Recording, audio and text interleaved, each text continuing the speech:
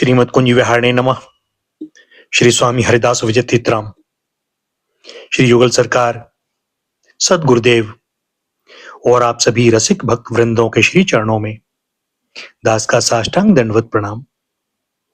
आज श्रीमद् भागवत महापुराण के दशम स्कंद के अंतर्गत 12वां अध्याय अघासुर का उद्धार। श्री सुखदेव जी कहते हैं, परीक्षित, एक दिन नंदनंदन श्याम सुंदर वन में ही कलेवा करने के विचार से बड़े तड़के उठ गए और सिंगी बाजे की मधुर मनोहर ध्वनि से अपने साथी ग्वालवालों को मन की बात जनाते हुए उन्हें जगाया और बछड़ों को आगे करके वे ब्रजमंडल से निकल पड़े। श्री कृष्ण के साथ ही उनके प्रेमी सहस्त्रों ग्वालवाल सुंदर छींके, बैंत, सिंगी और बांसुरी लेकर तथा अपने सहस्त्रों बछड़ों को आगे करके बड़ी प्रसन्नता से अपने अपने घरों से चल पड़े। उन्होंने श्री कृष्ण के अगणित बछड़ों में अपने अपने बछड़े मिला दिए और स्थान स्थान पर बालोचित खेल खेलते हुए विचरने लगे। यद्यपि सबके सब ग्वालवाल कांच, ऊंची, मणि और स्वर्ण के गहने पहने हुए थे, फिर भी उन्होंने वृंदावन के लाल पीले हरे फलों से, नई नई कोपलों से, गुच्छों से, रंग बिरंगे फूलों और मोर पंखों से तथा गेरू आदि रंगीन धातुओं से अपने को सजा लिया। कोई किसी का छींका चुरा लेता तो कोई किसी की बैंत या बांसुरी। जब उन वस्तुओं के स्वामी को पता चलता तब उन्हें लेने वाला किसी दूसरे के पास फेंक देता, दूसरा तीसरे के और तीसरा और भी दूर चौथे के पास। फिर वे हंसते हुए उन्हें लौटा देते। यदि श्याम सुंदर श्री कृष्ण वन की शोभा देखने के लिए कुछ आगे बढ़ जाते तो पहले मैं छूंगा, पहले मैं छूंगा, इस प्रकार आपस में होड़ लगाकर सबके सब उनकी ओर दौड़ पड़ते और उन्हें छू छू कर आनंद मग्न हो जाते। कोई बांसुरी बजा रहा है तो कोई सिंगी ही फूंक रहा है, कोई कोई भंवरों के साथ गुनगुना रहे हैं तो बहुत से कोयलों के स्वर में स्वर मिलाकर कुहू कुहू कर रहे हैं। एक और कुछ ग्वालवाल आकाश में उड़ते हुए पक्षियों की छाया के साथ दौड़ लगा रहे हैं तो दूसरी ओर कुछ हंसों की चाल की नकल करते हुए उनके साथ सुंदर गति से चल रहे हैं। कोई बगुले के पास उसी के समान आंखें मूंद कर बैठ रहा है तो कोई मोरों को नाचते देख उन्हीं की तरह नाच रहा है। कोई कोई बंदरों की पूंछ पकड़कर खींच रहे हैं तो दूसरे उनके साथ इस पेड़ से उस पेड़ पर चढ़ रहे हैं। कोई कोई उनके साथ मुंह बना रहे हैं तो दूसरे उनके साथ एक डाल से दूसरी डाल पर छलांग मार रहे हैं। बहुत से ग्वालवाल तो नदी के कछार में छपका खेल रहे हैं और उसमें फुदकते हुए मेढकों के साथ स्वयं भी फुदक रहे हैं। कोई पानी में अपनी परछाई देखकर हंसी कर रहा है तो दूसरे अपने शब्द की प्रतिध्वनि को ही बुरा भला कह रहे हैं। भगवान श्री कृष्ण ज्ञानी संतों के लिए स्वयं ब्रह्मानंद के मूर्तिमान अनुभव हैं। दास्य भाव से युक्त भक्तों के लिए वे उनके आराध्य देव परम ऐश्वर्यशाली परमेश्वर हैं और माया मोहित विषयांधों के लिए वे केवल एक मनुष्य बालक हैं। उन्हीं भगवान के साथ वे महान पुण्यात्मा ग्वालवाल तरह तरह के खेल खेल रहे हैं। बहुत जन्मों तक श्रम और कष्ट उठाकर जिन्होंने अपनी इंद्रियों और अंतःकरण को वश में कर लिया है, उन योगियों के लिए भी भगवान श्री कृष्ण के श्री चरण कमलों की रज अप्राप्य है। वही भगवान स्वयं जिन ब्रजवासी ग्वाल वालों की आंखों के सामने रहकर सदा खेल खेलते हैं, उनके सौभाग्य की महिमा इससे अधिक क्या कही जाए। परीक्षित, इसी समय अघासुर नाम का एक महान दैत्य आधम का, उससे श्री कृष्ण और ग्वाल वालों की सुखमयी क्रीड़ा देखी ना गई। उसके हृदय में जलन होने लगी। वह इतना भयंकर था कि अमृत पान करके अमर हुए देवता भी उससे अपने जीवन की रक्षा करने के लिए चिंतित रहा करते थे और इस बात की वाट जो देखते रहते थे कि किसी प्रकार से इसकी मृत्यु का अवसर आ जाए। अघासुर, पूतना और बकासुर का छोटा भाई तथा कंस का भेजा हुआ था। वह श्री कृष्ण, श्री दामा आदि ग्वाल बालों को देखकर मन ही मन सोचने लगा कि यही मेरे भाई और बहन को मारने वाला है, इसलिए आज मैं इन ग्वाल बालों के साथ इसे मार डालूंगा। जब ये सब मरकर मेरे उन दोनों भाई बहनों के मृत तर्पण की तिलांजलि बन जाएंगे, तब ब्रजवासी अपने आप मरे जैसे हो जाएंगे। संतान ही प्राणियों के प्राण हैं। जब प्राण ही ना रहेंगे तब शरीर कैसे रहेगा? इसकी मृत्यु से ब्रजवासी अपने आप मर जाएंगे। ऐसा निश्चय करके वह दुष्ट दैत्य अजगर का रूप धारण कर मार्ग में लेट गया। उसका वह अजगर शरीर 1 योजन लंबे बड़े पर्वत के समान विशाल एवं मोटा था। वह बहुत ही अद्भुत था। उसकी नीयत सब बालकों को निगल जाने की थी, इसलिए उसने गुफा के समान अपना बहुत बड़ा मुंह फाड़ रखा था।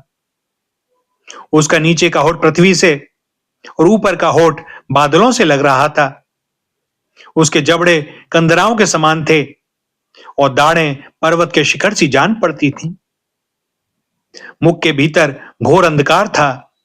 जीभ एक चौड़ी लाल सड़क सी दिखाई देती थी। सांस आंधी के समान थी और आंखें दावानल के समान दहक रही थी। अघासुर का ऐसा रूप देखकर बालकों ने समझा कि यह भी वृंदावन की कोई शोभा है। वे कौतुकवश खेल ही खेल में उत्प्रेक्षा करने लगे कि यह मानो अजगर का खुला हुआ मुंह है। कोई कहता, मित्रों भला बतलाओ तो, यह जो हमारे सामने कोई जीव सा बैठा है, यह हमें निगलने के लिए खुले हुए किसी अजगर के मुंह जैसा नहीं है? दूसरे ने कहा, सचमुच सूर्य की किरणें पड़ने से ये जो बादल लाल लाल हो गए हैं, वे ऐसे मालूम होते हैं मानो ठीक ठीक इसका ऊपरी होठ ही हो। और उन्हीं बादलों की परछाई से यह जो नीचे की भूमि कुछ लाल लाल दिखाई दे रही है, वही इसका नीचे का होठ जान पड़ता है। तीसरे ग्वालवाल ने कहा, हां सच तो है, देखो तो सही, क्या ये दाईं और बाईं ओर की गिरी कंदराएं अजगर के जबड़ों की होड़ नहीं करती? और ये ऊंची ऊंची शिखर पंक्तियां तो साफ साफ इसकी दाढ़ें मालूम पड़ती हैं। चौथे ने कहा, अरे भाई, ये लंबी चौड़ी सड़क तो ठीक अजगर की जीभ सरीखी मालूम पड़ती है और इन ग्रीष रंगों के बीच का अंधकार तो उसके मुंह के भीतरी भाग को भी मात करता है। किसी दूसरे ग्वालवाल ने कहा, देखो देखो, ऐसा जान पड़ता है कि कहीं इधर जंगल में आग लगी है, इसी से यह गर्म और तीखी हवा आ रही है। परंतु अजगर की सांस के साथ इसका क्या ही मेल बैठ गया है। और उसी आग से जले हुए प्राणियों की दुर्गंध, ऐसा जान पड़ता है मानो अजगर के पेट में मरे हुए जीवों के मांस की ही दुर्गंध हो। तब उन्हीं में से एक ने कहा, यदि हम लोग इसके मुख में घुस जाएं तो क्या यह हमें निगल जाएगा? अजी, यह क्या निगलेगा? कहीं ऐसा करने की ढिठाई की तो एक क्षण में ही यह भी बकासुर के समान नष्ट हो जाएगा। हमारा यह कन्हैया इसको छोड़ेगा थोड़े ही। इस प्रकार कहते हुए वे ग्वालबाल बकासुर को मारने वाले श्री कृष्ण का सुंदर मुख देखते और ताली पीट पीट कर हंसते हुए अघासुर के मुख में घुस गए। उन अनजान बच्चों की आपस में की हुई भ्रमपूर्ण बातें सुनकर भगवान श्री कृष्ण ने सोचा कि अरे, इन्हें तो सच्चा सर्प भी झूठा प्रतीत होता है। परीक्षित, भगवान श्री कृष्ण जान गए कि यह तो राक्षस है। भला उनसे क्या छिपा रहता? वे तो समस्त प्राणियों के हृदय में ही निवास करते हैं। अब उन्होंने यह निश्चय किया कि अपने सखा ग्वालबालों को उसके मुंह में जाने से बचा लें। भगवान इस प्रकार विचार कर ही रहे थे कि सबके सब ग्वालबाल बछड़ों के साथ उस असुर के पेट में चले गए। परंतु अघासुर ने अभी उन्हें निगला नहीं। इसका कारण यह था कि अघासुर अपने भाई बकासुर और बहन पूतना के वध की याद करके इस बात की बाट देख रहा था कि उनको मारने वाले श्री कृष्ण मुंह में आ जाएं, तब सबको एक साथ ही निगल जाऊं। भगवान श्री कृष्ण सबको अभय देने वाले हैं। जब उन्होंने देखा कि ये बेचारे ग्वाल बाल, जिनका एकमात्र रक्षक मैं ही हूं, मेरे हाथ से निकल गए और जैसे कोई तिनका उड़कर आग में गिर पड़े, वैसे ही अपने आप मृत्यु रूप अघासुर की जठराग्नि के ग्रास बन गए। तब देव की इस विचित्र लीला पर भगवान को बड़ा विस्मय हुआ और उनका हृदय दया से द्रवित हो गया। वे सोचने लगे कि अब मुझे क्या करना चाहिए, ऐसा कौन सा उपाय है जिससे इस दुष्ट की मृत्यु भी हो जाए और इन संत स्वभाव भोले बालकों की हत्या भी न हो। ये दोनों काम एक साथ कैसे हो सकते हैं? परीक्षित, भगवान श्री कृष्ण भूत भविष्य वर्तमान सबको प्रत्यक्ष देखते रहते हैं। उनके लिए ये उपाय जानना कोई कठिन ना था। वे अपना कर्तव्य निश्चित करके स्वयं उसके मुंह में घुस गए। उस समय बादलों में छिपे हुए देवता भयवश हाय हाय पुकार उठे और अघासुर के हितैषी कंस आदि राक्षस हर्ष प्रकट करने लगे। अघासुर बछड़ों और ग्वाल बालों के सहित भगवान श्री कृष्ण को अपनी दाढ़ों से चबाकर चूर चूर कर डालना चाहता था, परंतु उसी समय अविनाशी श्री कृष्ण ने देवताओं की हाय हाय सुनकर उसके गले में अपने शरीर को बड़ी फुर्ती से बढ़ा लिया। उसके बाद भगवान ने अपने शरीर को इतना बड़ा कर लिया कि उसका गला ही रुंध गया। आंखें उलट गईं। वह व्याकुल होकर बहुत ही छटपटाने लगा। सांस रुककर सारे शरीर में भर गई और अंत में उसके प्राण ब्रह्मरंध्र फोड़कर निकल गए। उसी मार्ग से प्राणों के साथ उसकी सारी इंद्रियां भी शरीर से बाहर हो गईं। उसी समय भगवान मुकुंद ने अपनी अमृतमयी दृष्टि से मरे हुए बछड़ों और ग्वाल बालों को जिला दिया और उन सबको साथ लेकर वे अघासुर के मुख से बाहर निकल आए। उस अजगर के स्थूल शरीर से एक अत्यंत अद्भुत और महान ज्योति निकली। उस समय उस ज्योति के प्रकाश से 10 दिशाएं प्रज्वलित हो उठी। वह थोड़ी देर तक तो आकाश में स्थित होकर भगवान के निकलने की प्रतीक्षा करती रही। जब वे बाहर निकल आए तब वह सब देवताओं के देखते देखते उन्हीं में समा गई। उस समय देवताओं ने फूल बरसाकर, अप्सराओं ने नाचकर, गंधर्वों ने गाकर, विद्याधरों ने बाजे बजाकर, ब्राह्मणों ने स्तुति पाठ कर और पार्षदों ने जय जयकार के नारे लगाकर बड़े आनंद से भगवान श्री कृष्ण का अभिनंदन किया, क्योंकि भगवान श्री कृष्ण ने अघासुर को मारकर उन सब का बहुत बड़ा काम किया था। उन अद्भुत स्तुतियों, सुंदर बाजों, मंगलमय गीतों, जय जयकार और आनंदोत्सवों की मंगल ध्वनि ब्रह्मलोक के पास पहुंच गई। जब ब्रह्मा जी ने वह ध्वनि सुनी तब वे बहुत ही शीघ्र अपने वाहन पर चढ़कर आए और भगवान श्री कृष्ण की यह महिमा देखकर आश्चर्यचकित हो गए। परीक्षित, जब वृंदावन में अजगर का वह चाम सूख गया तब वह ब्रजवासियों के लिए बहुत दिनों तक खेलने की अद्भुत गुफासी बना रहा। यह जो भगवान ने अपने ग्वाल बालों को मृत्यु के मुख से बचाया था और अघासुर को मोक्ष दान किया था, वह लीला भगवान ने अपनी कुमार अवस्था में अर्थात 5वें वर्ष में ही की थी। ग्वाल बालों ने उसे उसी समय देखा भी था, परंतु पौगंड अवस्था अर्थात 6ठे वर्ष में अत्यंत आश्चर्यचकित होकर ब्रज में उसका वर्णन किया। अघासुर मूर्तिमान अघ अर्थात पाप ही था। भगवान के स्पर्श मात्र से उसके सारे पाप धुल गए और उसे उस सारूप्य मुक्ति की प्राप्ति हुई जो पापियों को कभी मिल नहीं सकती। परंतु यह कोई आश्चर्य की बात नहीं है, क्योंकि मनुष्य बालक की सी लीला रचने वाले ये वे ही परम पुरुष परमात्मा हैं जो व्यक्त अव्यक्त और कार्य कारण रूप समस्त जगत के एकमात्र विधाता हैं। भगवान श्री कृष्ण के किसी एक अंग की भाव निर्मित प्रतिमा यदि ध्यान के द्वारा एक बार भी हृदय में बैठा ली जाए तब वह सालोक्य, सामीप्य आदि गति का दान करती है जो भगवान के बड़े बड़े भक्तों को मिलती है।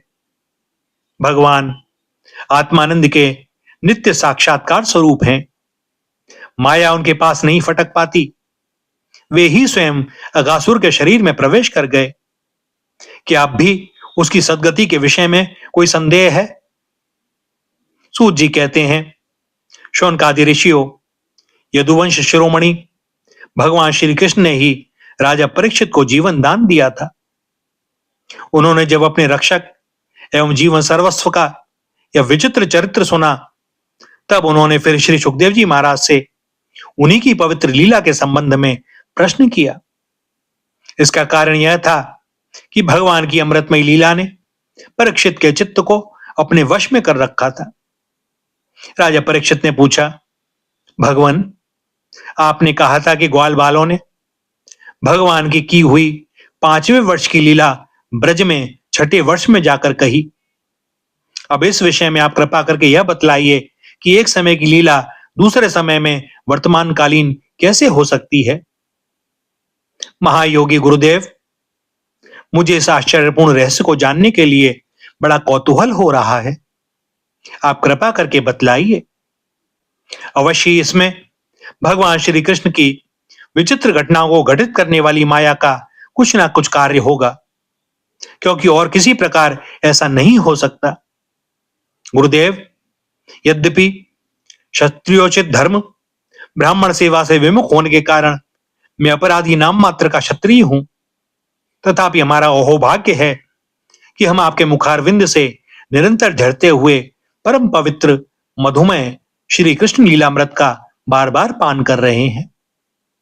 सूत जी कहते हैं, भगवान के परम प्रेमी भक्तों में श्रेष्ठ शौनक जी, जब राजा परीक्षित ने इस प्रकार का प्रश्न किया, तब श्री सुखदेव जी को भगवान की वह लीला स्मरण हो आई और उनकी समस्त इंद्रियां तथा अंतकरण विवश होकर भगवान की नित्य लीला में खिंच गए।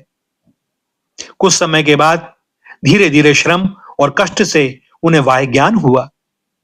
तब वे परीक्षित से भगवान की लीला का वर्णन करने लगे। भैया, यहां पर दशम स्कंद के 12वें अध्याय का समापन होता है और दास को अनुमति दें आज के लिए वाणी को विराम देने की। आगे श्री हरि की जैसी जो इच्छा। श्री राधा, श्री राधा, श्री राधा।